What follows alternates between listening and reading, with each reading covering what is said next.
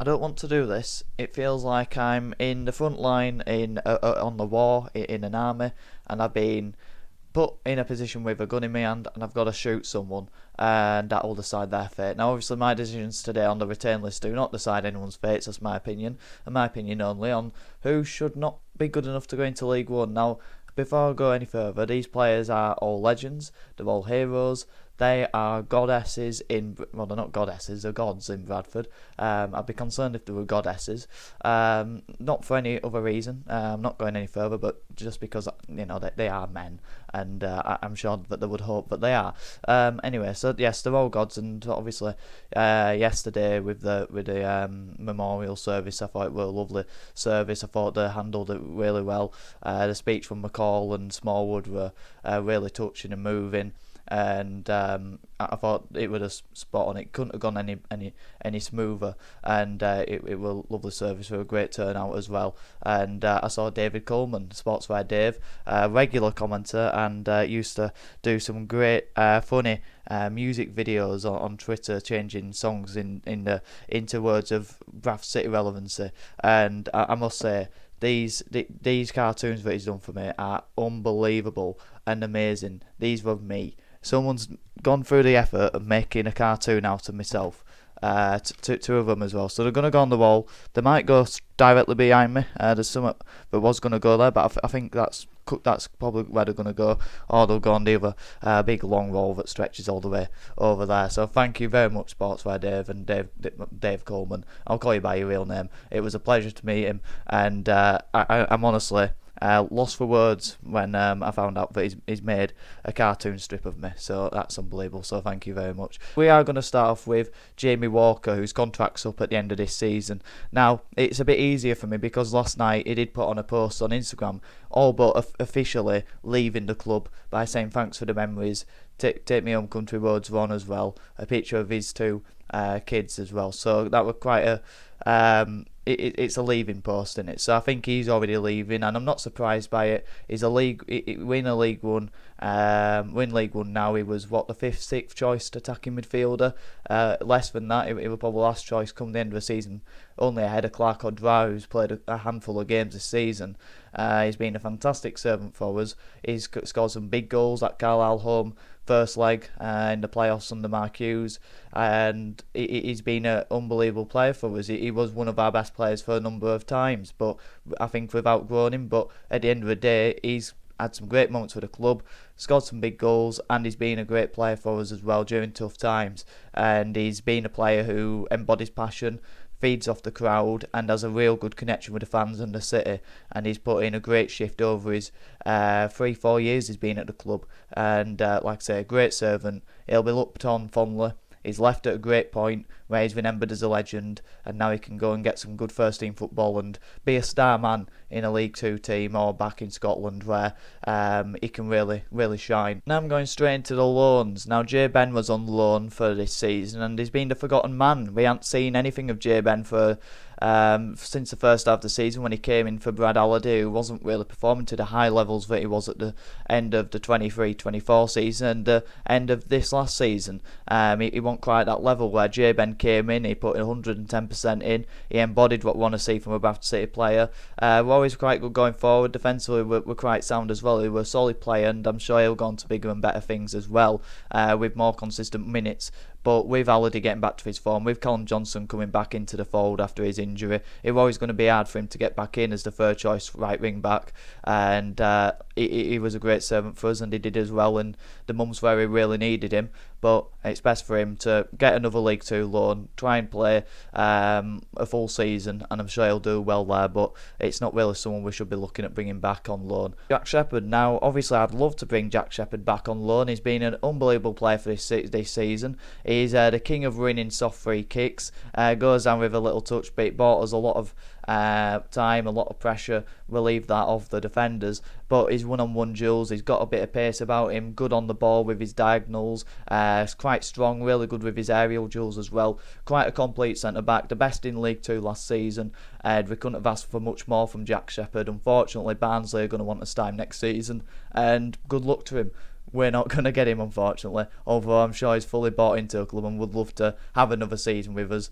it's just not going to happen, is it? And then Michael Mellon, his contract's not up at the end of this season. I thought it was, but just before he came to the club, Burnley renewed another year, I think, with him. And he didn't live up to the expectations, but again, will be remembered probably as a legend and hero still for his, well, he will be seen as that, definitely, for his scenes on North Parade and in Ibiza, and the chants that he got going, and the banter that he had with the players and the fans, and obviously a big part of that dressing room that got us over the line. And then the goal at Salford, who's going to forget that goal in the last minute? Because if we don't score that, there's so many moments like that where if that doesn't go in at that time, we're not League One. We're not a League One team next season, and that's because of Michael Mellon. So he played his part. We'll always remember that goal. We'll always remember his chance on and during that week, and he will be remembered as a sort of cult hero, if you like, for those scenes and that goal. But didn't quite live up to the heights that we probably thought he were coming in from his last League Two stint with Morecambe. Brandon Kayla's an interesting one because he was fantastic for us, I thought. Really good young midfielder, tricky, had a bit of bite about him in midfield, good for a shot from the edge of the area, composed on the ball. He's got all the right attributes, and he were really unlucky not to start the last couple of games of the season, but when our fit players come back who have a bit more experience about them. But I did keep saying he's going to be someone who goes on to that higher level, who maybe goes into a championship in 3-4 seasons, and I think he definitely will do that. But in able to do that, he does need to play League One football next season. He ain't going to play in the championship for Birmingham. So where did I see him going? I think a loan for him would be great at the bottom half of League One to the middle region, to get him that experience, to play more minutes, and I think Bradford would be a great place for him. So I'd love to get him back. I think we should be in contact with Birmingham to bring him back on loan again next season. Bit of a Josh Cullen type, and I think he'll exceed that level next season. And then, can he go into a top half of League One, bottom half of the Championship? And I can see him really progressing with his development over the next few seasons. And I think to make that level, he's got to go up the next level, which is where Bradford City are next season. And he obviously will love the club, and he's obviously in the scenes, and he'll be wanting a part of it next year. So I think that's something that could happen. We could go in for him again, and I think he's not going to be one of those players who, we've had. Bloody hell, Paul Cook. Christ on earth, I don't know what happened there. He's not going to be one of those Critchlows and Wrights who, come in at a great level and do well for us, but then drop off. I can only see him going higher and higher and higher. So I definitely would love him to come back next year. Boom, boom, boom, let me hear you say Teo.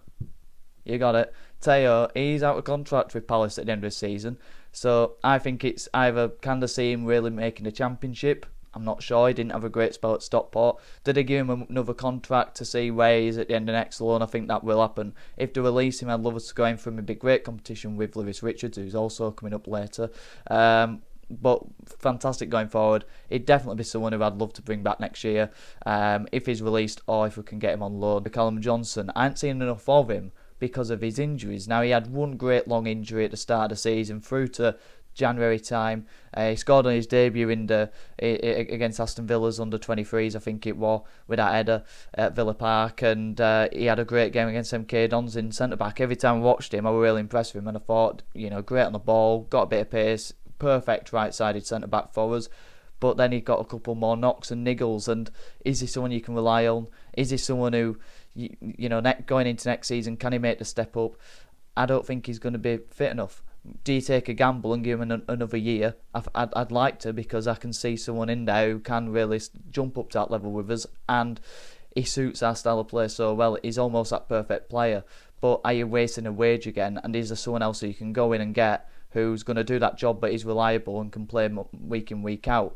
Obviously, with a plus side, he can play as a right wing back as well, although he was better as a right-sided centre-back, and if we want to go to a flat four, he can play as that right-back. And I think he could do a job in defensive midfield as well, so he's got the versatility, but he's not reliable enough. So that's why I'm not going to give him a contract. But if we do give him a contract, I'm not going to complain at all, even though some would with his injuries. I think it's something that he could overturn. And Paul Huntington, he's been a great servant for us over this last. I think he came in October, struggled to get into the first team because of his fitness and obviously not having a club for a couple of months and being at the ripe old age of 37. He came in, and every game he played, I thought he was average to really good. He dominated strikers. He came in when we had a big target man up against him, and he absolutely manhandled them. He did his job. He got on with it, and he was just the perfect player to throw in at a big game, and he'd do his job, he'd do his bit. And even against Port Vale, when he came off at half time, I thought him and Smallwood were the only ones who really stood up to the challenge, and that's what he was. He was a real leader. You could probably tell that he'd be like that around the dressing room and on the training ground, setting standards, and he'd be a player I'd love to keep around. But is he going to have the legs for League One? I don't think he is. Can we do better? Probably. So you probably get rid of Kieran Kelly and Romanic Critchlow. Now, I'd love to bring Jack Shepherd back. He ain't going to come back. But we are going to bring in one left-sided centre-back, because these two, for me, are very similar in terms of durability. I think both of them are top-end League 2 players, but they're not really quite ready to go into League 1 and play week in, week out and dominate that league. Critchlow stepped up and he struggled at Peterborough. Kieran Kelly hadn't played at that level before, and he's had tricky games in League 2 this last season. He's a bit inconsistent, but I love his frame. He's really physical. He's good in a battle, win his duels. When he's fully fit and he's fully on it, he's a real tough player to play against. And he's man-marked a lot of great ringers in this league over the last couple of seasons. So I'd love to keep him, but then you can only keep one of them. And Critchlow loves the fans, he loves the club. He's probably better on the ball, but has he got that physical frame that Kelly has? So I'm really torn between the two of them. You can only keep one, because I think one of them's got a bit of backup, and then the other one, I think we need to bring in a better left-sided centre-back who's going to start week in, week out. They battle for that position with them if we really want to compete.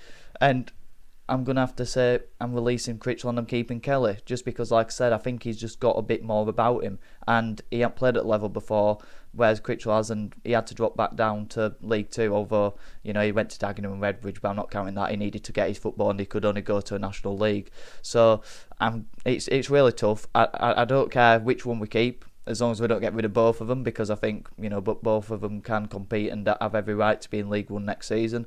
But I just think Kelly offers us more. And we've got a no-brainer, Lewis Richards. Now, obviously, he's had his injury problems, but we have to keep him, because if he does well in League 1 next season, like I've no doubt he will, because he's great on the ball, he has a good cross on him, likes to take players on, got great strength. That's his main skill, to use his strength and his muscle to turn away from players.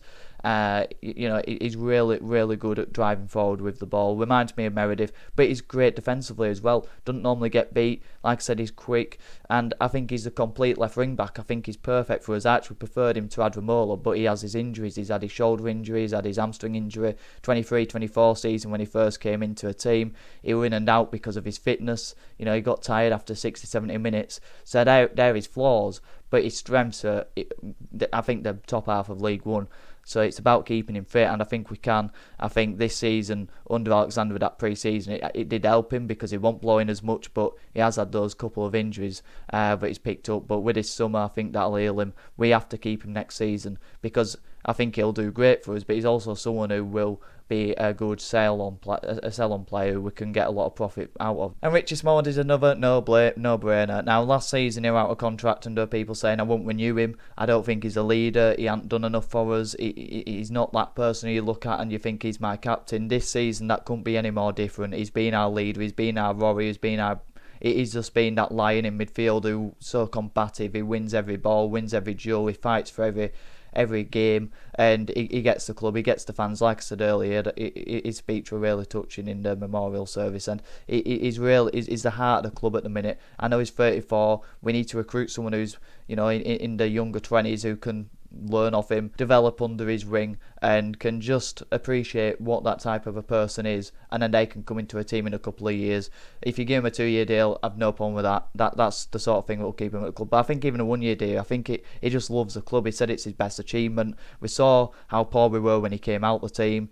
We need a set piece taker, because he's nowhere near good enough at them, but that's his character to keep taking them, because obviously no one else is good enough to match him with them, and he's just been the reason why we got promoted this season. And in Super Sam Walker in goal, he's not been that super, has he? I mean, he's had great moments, he's had great penalty saves, he's had this run into the end of the season, he's made some big saves. He's also had a couple of small errors as well. The beginning of the season is where you look at him and you go, there's some questionable mistakes in there, Sam. The Carlisle game, there's a few, the Grimsby one as well, and then there's a few where you go, yeah, he could have done a lot better there. Colchester, Doncaster, the Billy Sharp goal, he stood directly in front of the post. It's poor positioning.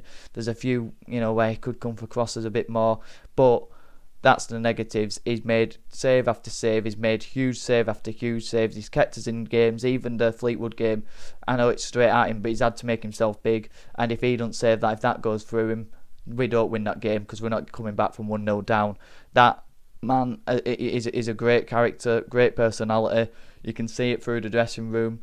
You can, and he gets the club, he gets the fans, but he's also a good goalkeeper at League 2 level. I think you could say he's average, but I think a lot of League 2 keepers are average to good, and on his day he's a really good League 2 goalkeeper, who, even for a few of his mistakes you can make excuses for, and every goalkeeper's going to make a mistake, but how many good moments does he have?